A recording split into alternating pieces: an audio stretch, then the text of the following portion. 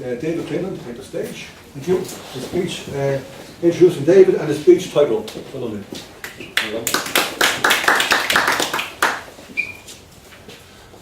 No.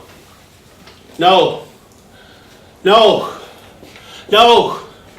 No. No. I didn't do it. I didn't do it. I didn't. I didn't. I didn't.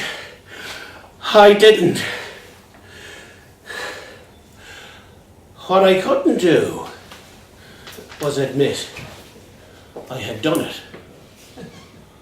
What I couldn't do was take back the lie. What I couldn't do was put the matches back in the box. What I couldn't do was fix the hay. What I couldn't do was go back to sleep. What I couldn't do was eat my tea. What I couldn't do was find comfort upon reflection. What I couldn't do was stand up on the tightrope between guilt and innocence without falling off. Mr. Toastmaster, ladies and gentlemen, in 1973, a crime of youth occurred in the Clinton household. You see, the hay shed burned down.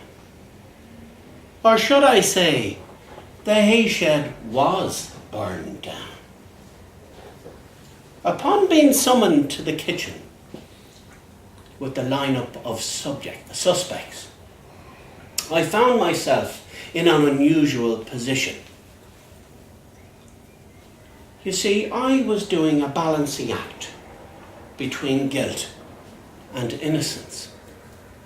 Now, perhaps you have found yourselves in such a position once before. Maybe you were guilty, maybe you were innocent.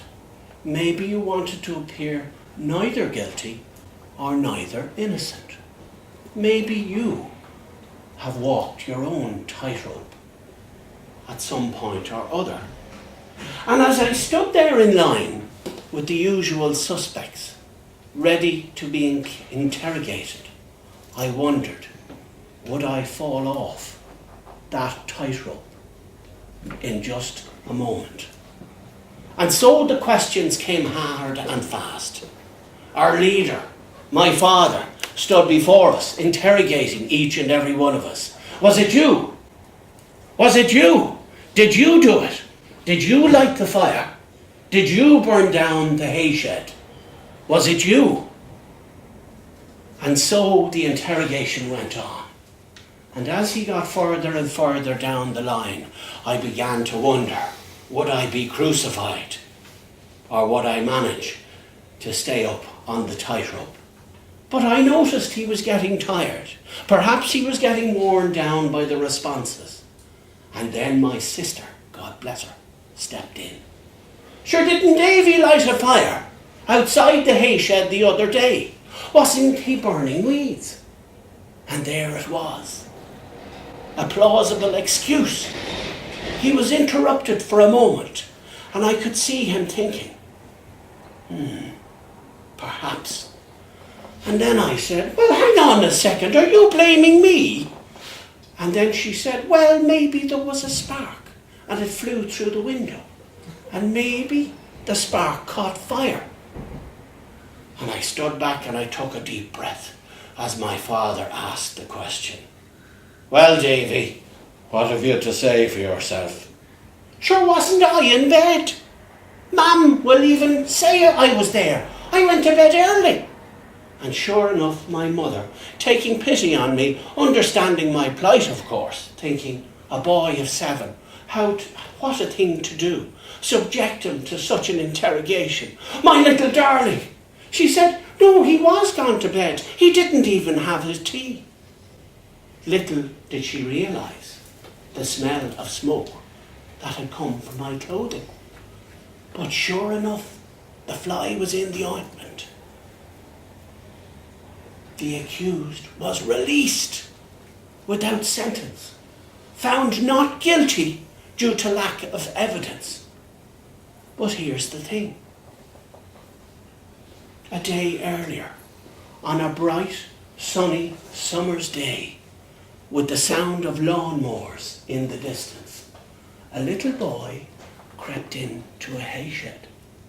He was fond of fire. He loved to play with matches. Didn't his mother say how great he was at lighting the fire? He was the only one in the house that actually knew how to clean it out, set it, and light it properly. He was the best in the house. Sure, wasn't he a great fella? And there he was, lighting his fire, striking his matches, one after the other. As they broke in his hands, he said, "I won't be beaten. I'll get this lit yet." And finally, the fire caught. And suddenly, the fire exploded. And it got bigger and bigger. And then the fun got a little bit too hot. And Davy shot out of the shed and into his mother. "I'm off to bed. I'm very tired." And she said, "Will you not have your tea?" I said, "No, I'm not a bit hungry." So off I went to bed, finding no comfort at all, thinking the crime would be discovered at any moment. And then, of course, the little boy fell asleep, and he dreamt of the circus and a certain high-rise act.